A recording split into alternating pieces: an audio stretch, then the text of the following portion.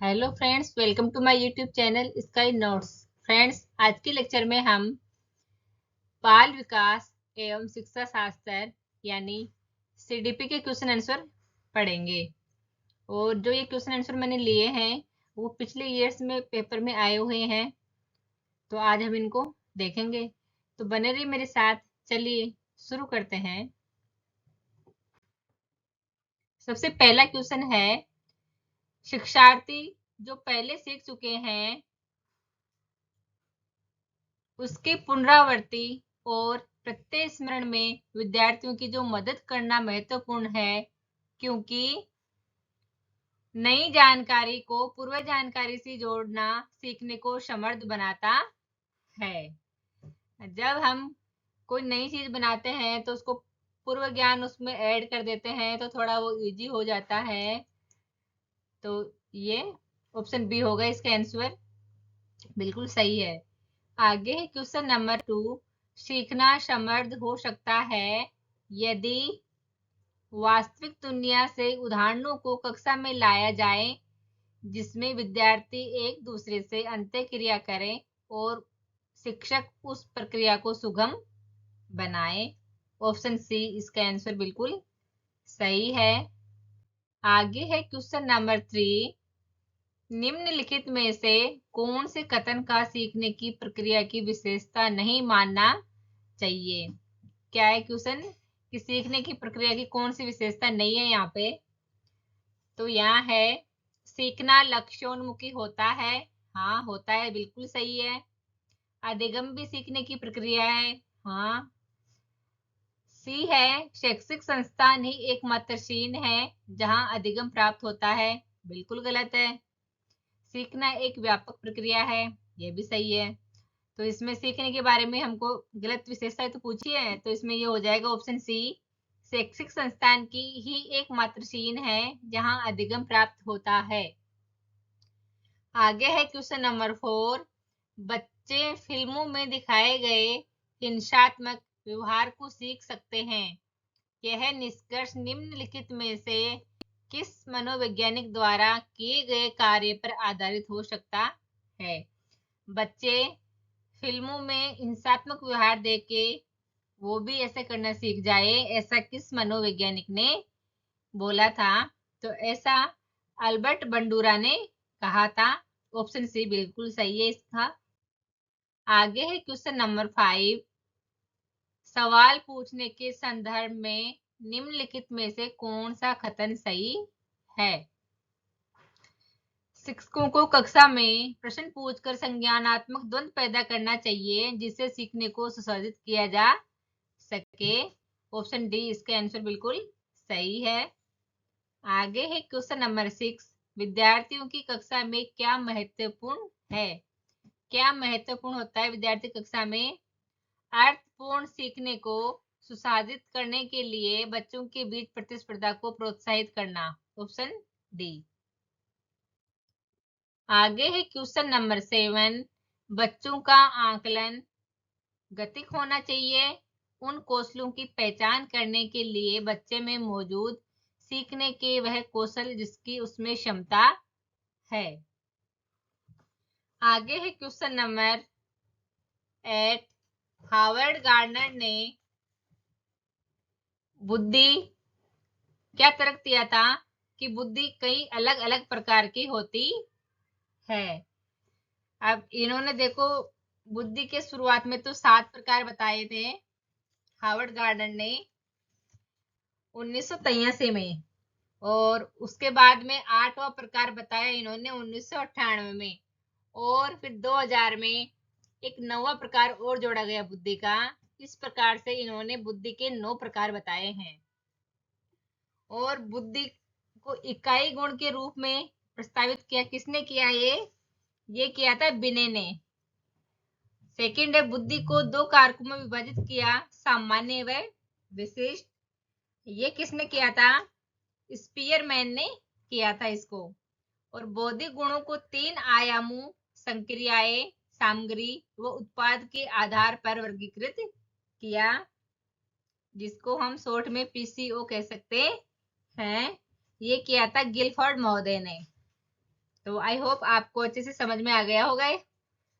चलते हैं आगे। Question number 9। विविध भाषा व जाति से आने वाले विद्यार्थियों की कक्षा में क्या महत्वपूर्ण है? तो क्या महत्वपूर्ण है?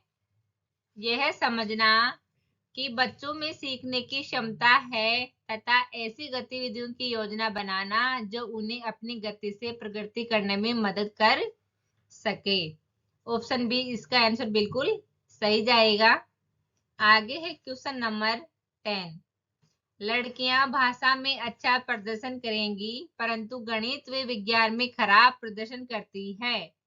यह अवधारणा क्या दर्शाती है? यह जेंडर रूढ़िवादिता दर्शाती है। ऐसा नहीं है, लड़कियां भी अच्छा प्रदर्शन कर सकती है गणित और विज्ञान में। ऑप्शन डी इसका आंसर बिल्कुल सही है। आगे है क्वेश्चन नंबर 11। कक्षा में एक बच्चा अपने सहपाठियों से इस तरह व्यवहार करता है और जैसे उससे उसके घर में बर्ताव किया जाता है। यह किसका उदाहरण है? यह है अवलोकन अधिगम। बच्चा है, उसके घर में उसके घर वाले उसके साथ जैसा व्यवहार कर रहे हैं वैसा ही वो उनकी कॉपी करके और वो स्कूल में बच्चों के साथ वैसा ही व्यवहार करता है। तो ऑप्शन बी सही है, अवलोकन अधिगम। देख करके वो व्यवहार कर रहा है कक्षा में बच्चों के साथ में। आगे है क्वेश्चन नंबर 12। सतत और व्यापक मूल्यांकन पर बल देता है। सीखने को किस प्रकार अवलोकित, रिकॉर्ड और सुधारा जाए, इस पर सतत और व्यापक मूल्यांकन बल देता है। आगे है क्वेश्चन नंबर 13। विद्यार्थियों के पोर्टफोलियो के लिए सामग्री का चयन करते समय खाली स्थान जरूर होना चाहिए। चयन करते समय विद्यार्थियों का समावेशन जरूर होना चाहिए। ऑप्शन सी इसका आंसर बिल्कुल सही है। आगे है क्वेश्चन नंबर 14। सतत और व्यापक मूल्यांकन के लिए तार्किक आधार है। क्या आधार है तार्किक? मानव व्यक्तित्व का सर्वांगीण विकास। ऑप्शन सी इसका आंसर बिल्कुल सही है। आगे है क्वेश्चन नंबर 15। सतत और व्यापक मूल्यांकन होता है, ये विद्यार्थी केंद्रित होता है। ये केवल विद्यार्थी का ही होता है। सतत और व्यापक मूल्यांकन की विद्यार्थी ने कितना सीखा है और उसे कितनी कमियां हैं उनको दूर करना है, इन सब के बारे में विद्यार्थी के बारे में जानना जरूरी है। आगे है क्वेश्चन नंबर 16। एक शिक्षिका अपने विद्यार्थियों की इस रूप में मदद करना चाहती है कि वे एक स्थिति की अनेक दृष्टिकोणों की सराहना कर सके। वह विभिन्न समूहों में एक स्थिति पर वाद विवाद करने के अनेक अवसर उपलब्ध कराती है। वाइगोत्स्की के परिप्रेक्ष्य के अनुसार उसके शिक्षार्थी करेंगे और अपने तरीके से उस स्थिति के अनेक परिप्रेक्ष्य विकसित करेंगे। तो ये है इसका क्वेश्चन, इसका आंसर हो जाएगा ऑप्शन बी आत्मसातकरण। तो क्या होता है आत्मसात? इसमें देखो, इसमें बालक किसी भी समस्या का समाधान करने के लिए पहले सीखी हुई योजनाओं या जो मानसिक प्रक्रियाएं हैं उनका सहारा लेता है। तो ये होता है आत्मसात। तो ऑप्शन बी इसका आंसर बिल्कुल सही जाएगा। आगे है क्वेश्चन नंबर 17। मानसिक संरचनाएं जो चिंतन के निर्माण प्रखंड, इसके लिए पियाजे ने किस शब्द पद का प्रयोग किया है? तो इसके लिए किया है स्कीमा अवधारणाएं। क्या होता है स्कीमा? सूचनाओं का जो सांचा होता है उसको हम स्कीमा कहते हैं। Packet of knowledge. Option A सही है इसका आंसर। आगे है पियाजे के अनुसार कौन सा संप्रत्यय कार्य रूप सूचना को संगठित और प्रतिपादित करता है। यह भी मैंने बताया आपको कि स्कीमा क्या होता है, सूचनाओं का एक सांचा होता है, पैकेट ऑफ नॉलेज। आगे है क्वेश्चन नंबर 19। जीन पियाजे के सिद्धांत में वर्तमान स्कीमा द्वारा परिवेश को समझ पाने की असमर्थता के कारण एक नए स्कीमा की रचना क्या कहलाती है? तो वो कहलाती है समायोजन। नए स्कीमा का निर्माण करना कहलाता है समायोजन। और समायोजन क्या होता है? समायोजन होता है जब हमारे सामने नई समस्या आती है तो हम उस समस्या से परिचित होते नहीं है, लेकिन हम अपने आप को समायोजित करने की कोशिश करते हैं हम कि हाँ इसको ऐसे कर लेंगे, तो ये समायोजन कहलाता है। आगे है क्वेश्चन नंबर 20। सीता ने हाथ से दाल और चावल खाना सीख लिया। जब उसे दाल और चावल दिए जाते हैं तो वह दाल चावल मिलाकर खाने लगती है। उसने चीजों को करने के लिए अपने स्कीमा में दाल और चावल खाने को कर लिया है। तो ये उसने भी क्या किया? आत्मसातकरण कर लिया। तो ऑप्शन ए इसका आंसर बिल्कुल सही हो जाएगा। आगे है क्वेश्चन नंबर 21।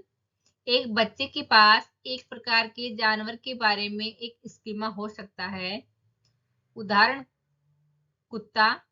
अचानक जब एक बच्चा फिर से एक नई बड़ी और अलग नस्ल के कुत्ते से मिलता है तो वह अवाक रह जाता है। तो इस मामले में बच्चा कुत्ते के बारे में अपने मौजूद स्कीमा में नई जानकारी है, तो वो क्या है? आत्मसात है, क्योंकि उसने पहले देखा है, छोटा कुत्ता देखा है उसने पहले अलग प्रकार का, और जब वो बड़े को देखता है तो वो समझ जाता है कि हाँ वैसा ही है, ये वैसा ही है, वैसे ही इसके 4 टांगे हैं, वैसे ही 2 आंखें हैं। तो वो थोड़ा थोड़ा उसको समझ लेता है, तो वो आत्मसात कर लेता है।